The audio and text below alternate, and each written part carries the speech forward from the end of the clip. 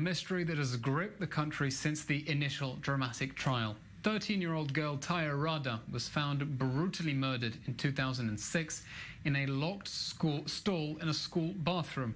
The courts convicted the janitor Roman Zadorov, but there have always been doubts.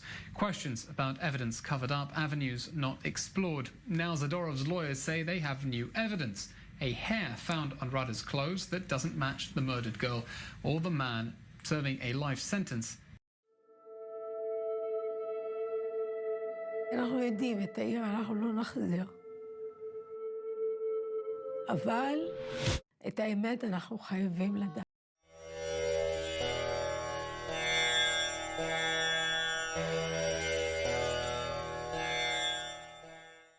Hello, and welcome back to Rise in Crime, where we dive into some of the most mysterious and haunting cases from around the world. Today, we're covering the tragic and complex story of a young girl's murder that has haunted Israel for over 15 years. It's the case of Tair Rada, a beautiful and spirited 13-year-old whose life was taken in one of the most horrific and confounding ways imaginable. This case captivated the public, led to heated debates, and even became the subject of a Netflix documentary called Shadow of Truth, which brought this story to an international audience. In today's episode, we're going to cover the facts of the case, the suspects, the theories, and the twists and turns that make this one of Israel's most infamous unsolved murders. It's a chilling story with questions that, to this day, remain unanswered. December 6, 2006, was an ordinary day at Nofe Golan, a middle school in the quiet town of Katzrin, in the Golan Heights region of Israel. Students bustled between classes, laughter and chatter filling the halls. But for one girl, that school day would end in tragedy. 13-year-old Tair Rada was known for her quick wit, her love for animals, and her circle of friends. That afternoon, Tair attended her regular classes as usual. But at some point during the school day, she disappeared. The normally diligent 13-year-old girl had skipped her final class of the day and was due to go to dance class that evening. As time went on and she failed to appear, and her mother began to panic. When Tair failed to return home after school, her worried parents contacted the school and authorities. A frantic search began, and soon enough, they stumbled upon a gruesome scene. Tair's lifeless body was discovered in a locked stall inside the girls' restroom at school. She had been brutally murdered, her throat slit, and her small body left in a pool of blood. The horror of this discovery sent shockwaves through the school and the entire town. Who would commit such a heinous crime against an innocent young girl? And how could it happen in a place as familiar and seemingly safe as a school? With the scene of the crime discovered, police quickly began piecing together evidence. But what they found only deepened the mystery. Despite a thorough examination, the crime scene yielded few answers. There were no clear signs of forced entry, no footprints, no fingerprints. It was almost as if Tair's killer had vanished into thin air. The first suspect came forward surprisingly quickly.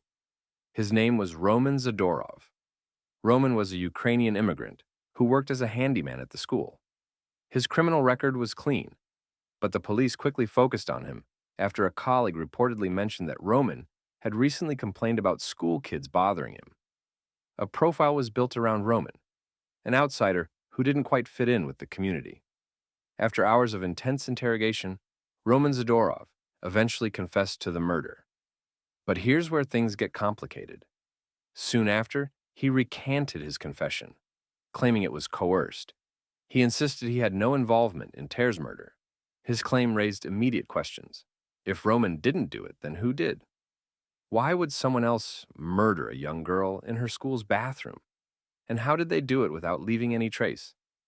The prosecution, however, maintained that Zadorov was guilty. In court, they claimed that he had both motive and opportunity. A bloody shoe print found near Tair's body was argued to be a match to Zadorov's shoes, and the knife wound was said to match a type of blade Roman was known to possess. Yet, many doubted the validity of his confession. There were inconsistencies in his statement, and his description of the crime didn't align with the evidence. When asked to describe how he had cut Tair's throat, Roman reportedly demonstrated a technique that did not match the injuries found on her body. This case seemed far from resolved, but Roman Zadorov was ultimately convicted of Tair's murder in 2010. Still, questions lingered, and many believed justice had not been served. The case took on new life when Shadow of Truth was released on Netflix. The documentary sparked a wave of public scrutiny, highlighting many of the inconsistencies and unusual aspects of the case. It delved into the complexities surrounding Roman Zadorov's conviction and introduced the possibility of other suspects. One prominent theory presented in the documentary involved a teenage girl referred to as a K. This girl, who was known to have had a troubled background, had reportedly made several disturbing comments to classmates about wanting to kill someone, even mentioning her desire to commit a murder in a bathroom. AK was also rumored to have been in the school bathroom around the time of Tair's murder. In fact, some of her classmates reported that AK exhibited strange behavior, both before and after the murder, even suggesting that she might have been involved. But when police investigated AK, they concluded there was insufficient evidence to link her to the crime. She was ruled out, and no charges were filed. Another theory centers around a mysterious figure who was allegedly seen near the school on the day of the murder. Witnesses reported seeing an unfamiliar man dressed in black clothing. According to some sources, this man behaved suspiciously, wandering around the campus and disappearing shortly after the murder. Despite these accounts, police were unable to identify this person or establish any connection between him and Tair's death. In 2018, more than a decade after Tair's death, new forensic testing was conducted. DNA samples were analyzed using updated techniques that were not available at the time of the original investigation, but the results were inconclusive. No new suspects emerged, and any hope of finally solving this mystery began to fade once again. Roman Zadorov's case, however, was far from closed. After years of appeals, a retrial was granted in 2021 due to significant public and legal pressure. As part of the retrial, additional evidence was re-examined, including the infamous bloody shoe print and testimonies from witnesses who had previously gone unheard. In a dramatic turn, a new detail emerged from an expert witness who testified that the shoe print did not match Roman's footwear. This finding cast even further doubt on his guilt, but it didn't bring anyone closer to identifying the real killer. As of today, Roman Zadorov remains in legal limbo, awaiting the final decision on his retrial. 15 years have passed since Tair Rada's life was cut short, and the pain of her loss still weighs heavily on her family, friends, and community. The case has divided public opinion in Israel and beyond. Was Roman Zadorov wrongfully convicted, or did he actually commit the crime? And if he didn't, who did? The case of Tair Rada is a haunting reminder that sometimes justice is elusive. It's a story of a young life taken too soon, of unanswered questions, and of the lingering doubt that justice was never fully served. In the end, Shadow of Truth posed the same question that we are left asking today. What really happened to Tair Rada? And will the truth ever be revealed?